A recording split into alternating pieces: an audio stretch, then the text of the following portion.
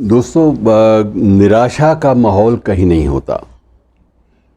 उम्मीद की किरण हर जगह होती है और उम्मीद की किरण जहाँ भी होती है वहाँ अच्छी बातें हमें मदद देती हैं वहाँ तक पहुँचने के लिए। मैं जिस बात का आज ज़िक्र कर रहा हूँ वो भी एक शख्सियत के बारे में है और शख्सियत के बारे में बहुत सारे नज़रिए सामने आते हैं कि कोई भी व्यक्ति कितना महान, किस सीमा तक महान हो सकता है। इस बात का आप अंदाज़ा लगाइए और फिर वो विनम्र बना रहे, शालीन बना रहे और उसमें कोई अहमन्यता, कोई घमंड और ये चीज़ें बिल्कुल उसमें ना हो। ऐसी एक पुस्तक अभी आई है, वो पुस्तक के लेखक हैं पीएम नायर। पीएम नायर राष्ट्रपति, भारत के राष्ट्रपति के सचिव हुआ करते थे और ये उस काल में सचिव थे जब हमारे देश में राष्ट्रपति के रूप में डॉक्टर अब्दुल कलाम, बहुत रिस्पेक्ट से लिया जाने वाला नाम, जब वो राष्ट्रपति थे तो उस वक्त नायर उनके हुआ करते थे सेक्रेटरी और प्रेसिडेंट। वो एक प्रकार से पूरा का पूरा राष्ट्रपति भवन का सारा जो केंद्र बिंदु है वो सचिव हुआ करता था। तो नायर ने किताब अब रिटायरमेंट के बाद लिखी, उसमें सारे संस्मरण अपने दिए, कलाम इफ़ेक्ट्स के नाम से वो किताब आई है।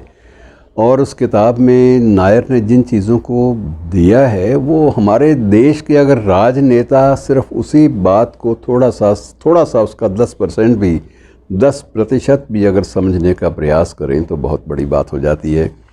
मित्रों, राष्ट्रपति कलाम साहब कितने शालीन थे इस बात का अंदाज़ा लगाइए कि वो एक मुस्लिम थे, नमाज भी पढ़ते थे और उसके बावजूद जब पहली बार उनके राष्ट्रपति काल के पहले वर्ष में जब रमज़ान के दिन आए तो रमज़ान के दिनों में जुलाई अगस्त में अक्सर उस साल रमज़ान का महीना आया था क्योंकि ये चाँद के हिसाब से इसकी गणना होती है। और परंपरा राष्ट्रपति भवन की ये रही थी कि इफ़्तार पार्टी का आयोजन ज़रूर होता है और उस साल ये उम्मीद थी कि जब एक मुस्लिम राष्ट्रपति है तो ये इफ़्तार पार्टी जो है इसमें कोई विशेष रूप से आयोजन भी किए जाने चाहिए। तो अब मेज़बानी राष्ट्रपति करते थे, इसमें कोई संदेह नहीं पिछली परंपराओं के अनुसार। और इस बार उन्होंने कहा कि नायर से पूछा कि नायर मुझे ये बताओ कि ये मेज़बानी मैं क्यों करूं, मुझे इसका कारण, हर चीज़ का मुझे एक रीज़न लेना है। मैं रीज़निंग वाली बात पे चलता हूँ, मैं अनरीज़नेबल कभी नहीं हो सकता।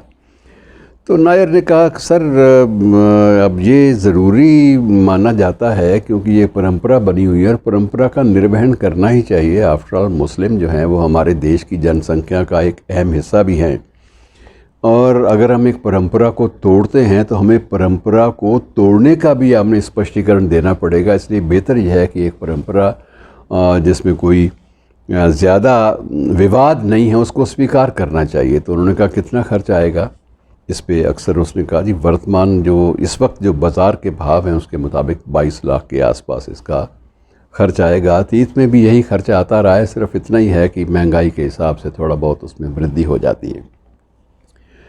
तो राष्ट्रपति ने कहा कि मुझे जितने भी अनाथालय हैं उनका एक सूची तैयार करो और अनाथालयों की सूची के साथ मेरे साथ बात करो। और सूची तैयार करने के लिए उसने सब कमेटी भी एक छोटी सी बना दी कि 3 या 4 अधिकारियों की जो सेक्रेटरी को असिस्ट करेंगे और सूची बनेगी। और उसके बाद सूची बनने के बाद मित्रों जब 22 लाख के वितरण की बात आई तो उस वक्त राष्ट्रपति ने अपनी चेक बुक निकाली क्योंकि उनको अतीत में being the scientific adviser of the government of India, Bharat सरकार के वैज्ञानिक सलाहकार होने के नाते और उससे पहले भी DRDO में और अनेक वैज्ञानिक संस्थानों में काम करने के नाते उन्हें पेंशन भी मिलती थी। तो उन्होंने अपनी चेक बुक निकाली और 1 लाख रुपए का चेक अलग से काटा कि 22 वो भाई तुम्हारे राष्ट्रपति भवन वाले जो मुझसे चेक कटवाओगे और 1 लाख रुपए ये मेरी ओर से शामिल कर लो। और नायर ने कहा साहब इसका तो जिक्र होना चाहिए, मीडिया में भी जानी चाहिए ताकि लोगों के लिए एक एग्जाम्पल, एक आदर्श स्थापित होगा। तो वो कहने लगे नहीं, ये जो मैं दे रहा हूँ ये मेरी अपनी सेटिस्फेक्शन के लिए, अपनी भावना के लिए है क्योंकि मैं भी समझता हूँ कि मुझे भी कोई ना कोई एक नेक काम रमज़ान के दिनों में करना चाहिए।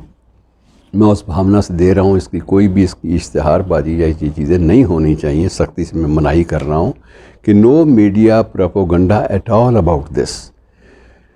खैर नैयर ने किसी से जिक्र भी नहीं किया, लेकिन बाद में जब रिटायर हो गए तो उसके बाद जो नैयर कलाम इफ़ेक्ट्स के नाम से पुस्तक आई, उसने हवाला दिया इस बात का कि कैसे वो सादा दिल इंसान था कि जिसने 22 लाख रुपया अपनी शान व शौकत दिखाने पे खर्च करने की बजाय बेहतर ये समझा कि जितने भी अनाथ हैं उनके घर चीज़ें पहुंच जाएं तो ये सही मानों में अल्लाह की इबादत है, ये सही मानों में इफ्तार है। और साथ में अपनी तरफ से निजी रूप में भी 1 लाख रुपए की राशि उसमें शामिल कर दी। और उसके बाद बड़ी काफ़ी चीज़ें ऐसी आईं जिनसे इस राष्ट्रपति की सादगी और ज़िंदगी के जो नज़रिए हैं उनके बारे में बहुत कुछ रोशनी मिलती है। एक ये था कि कलाम साहब वैज्ञानिक थे, बेसिकली उन्हें कोई भी यस मैन पसंद नहीं था।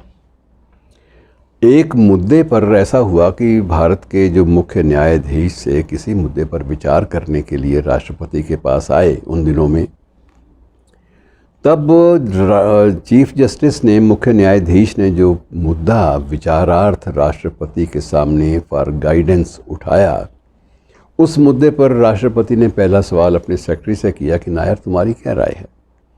तो नायर ने कहा जी मैं तो सहमत नहीं हूँ इस प्रस्ताव से जो चीफ जस्टिस साहब लाए हैं, मैं सहमत नहीं हूँ। चीफ जस्टिस बड़ा हैरान था कि राष्ट्रपति के सामने राष्ट्रपति का सेक्रेटरी ये जुर्रत कर जाए, कोई ब्यूरोक्रेट, कि मैं सहमत नहीं हूँ, ये क्या बात हुई। लेकिन उसने कहा सर मैं असहमति जो है ये आपको निजी रूप से बयान करूँगा, मैं नहीं चाहता कि मैं बीइंग ए ब्यूरोक्रेट और आपका सबॉर्डिनेट होने के नाते आपके मेहमान के सामने ये चीज़ें पेश करूं, लेकिन मैं लाजमी बात है कि जब मैं ऑब्जेक्ट कर रहा हूं, आपने मेरी राय पूछी है, मैं अपनी असहमति दर्ज करा रहा हूं, तो मैं आपके सामने ज़रूर अकेले में बात करूंगा। और बाद में नायर ने अपने जो नज़रिया था वो बड़ा स्पष्ट किया कि सर ये इस तरह से मैंने कही है बात कि ये मुमकिन नहीं है और ये चीज़ें जो हैं ये मानवता के सिद्धांतों के भी ख़िलाफ़ हैं, इसलिए मैं आपको राय दूंगा कि ऐसी किसी भी प्रपोज़ल पर अपनी सहमति आप प्रदान ना करें।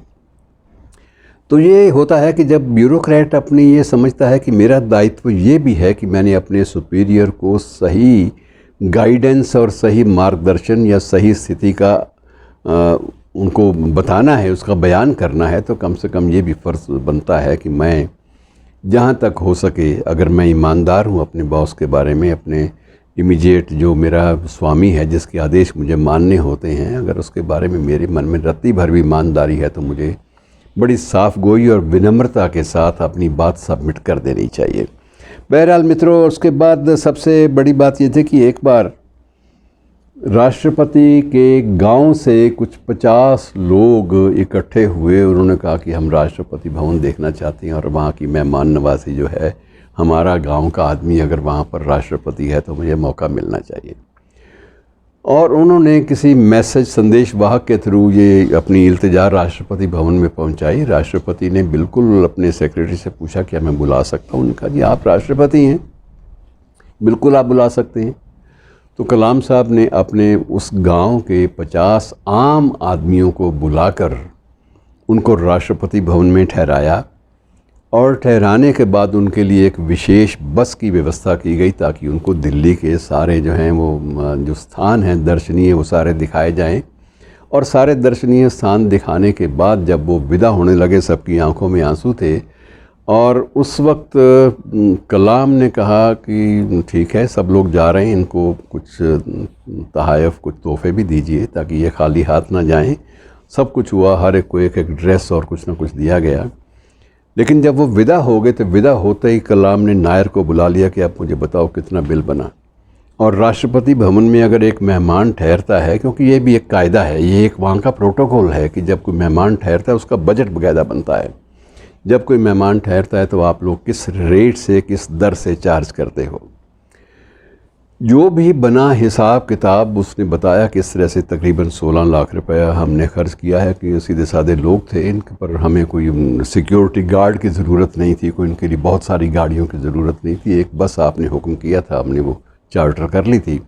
बस का किराया कितना, तो उन्होंने बताया कि बस का किराया 5600 रुपये आया है और इससे ज़्यादा नहीं है। कुल मिलाकर जितना बजट था उसने बंदे ने अपनी ड्रार खोली और चेक बुक निकाली अपनी निजी अकाउंट की और उस पर साइन किए कि इतने पैसे अगर तुम जमा कराए बिना कल दफ्तर में आए तो आई विल सस्पेंड यू। और वही हुआ कि अपने खाते से अपने गांव के 50 आदमियों के सारे बिल पे किए और उसके बाद चैन आया उनको। और उन्होंने ये कहा था कि मैं सुबह ब्रेकफास्ट नहीं लूँगा, अगर ये मुझे खबर नहीं मिलती मैं कल ब्रेकफास्ट लेट लूँगा और तब लूँगा जब मुझे खबर मिल जाएगी कि मैं कर्जदार नहीं हूँ राष्ट्रपति भवन का। तो मित्रों, ऐसे सादा दिल इंसान जो थे वो कैसे हमारे देश में रहे।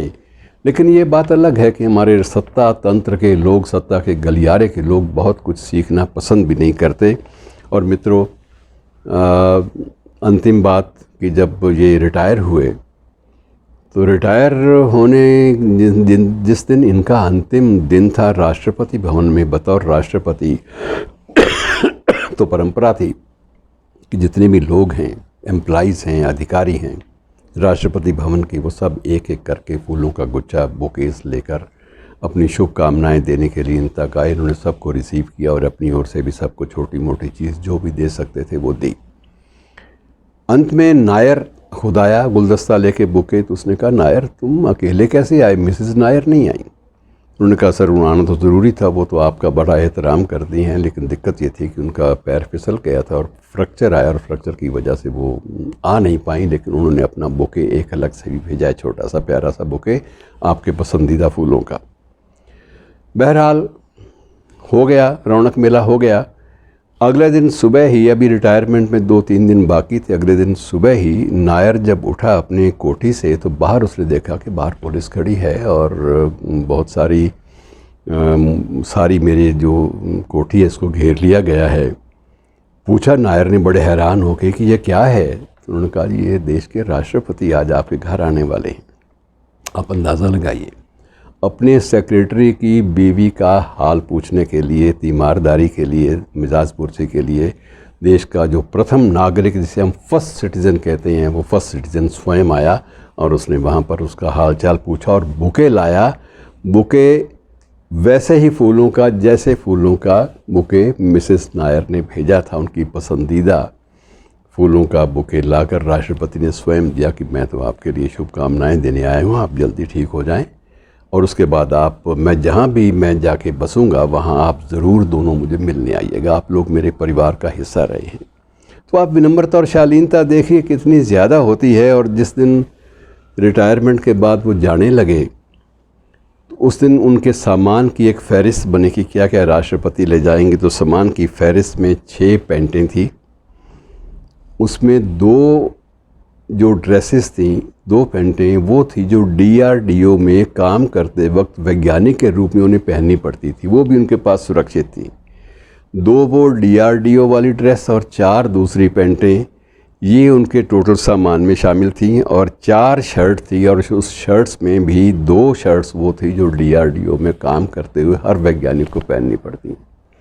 और इसी तरह से मित्रों 3 सूट थे कुल मिलाकर, 2 सूट भारतीय बंद गले वाले जो उनको पसंद थे और 1 सूट जो था वो यूरोपियन सिलाई वाला वो साथ में था।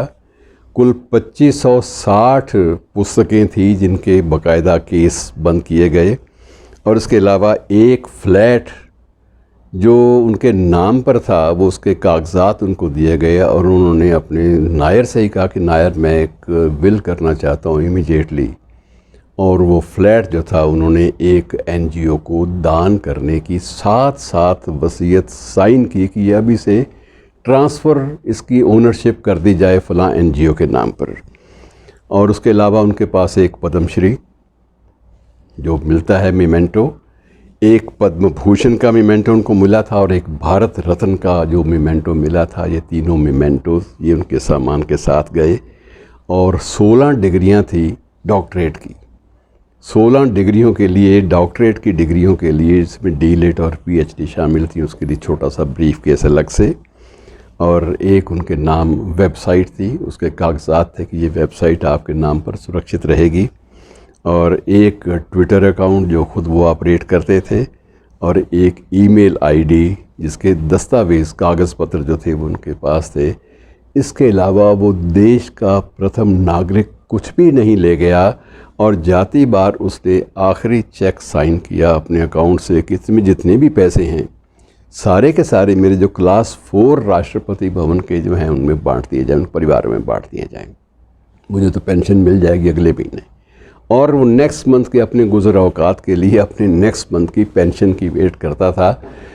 ऐसे सादा दिल और ऊंचे जो इंसान हैं, इनको मित्रों हम तरस जाएंगे, इनको हम किसी शो केस में भी नहीं रख पाएंगे। और आप हैरान होइए कि ये कोई कहानी ये आज से 100 साल पहले की नहीं थे, ये आज के हमारे वक्त की है, उस वक्त की जिसके हम गवाह हैं। ऐसी शख्सियतों को नमन।